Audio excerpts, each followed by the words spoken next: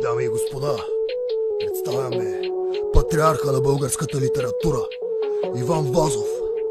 Последната борба 1877. Загърба часът на стона за последната борба. Чуйте вече на балкона гърми бойната тръба.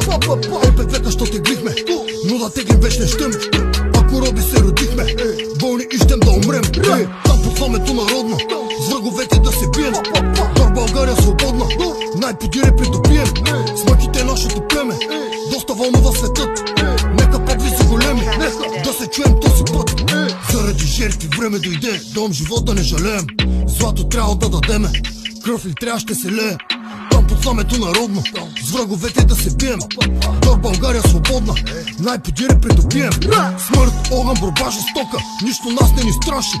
Че на робството срока, видим веки се свърши. Нека врагът ни изпита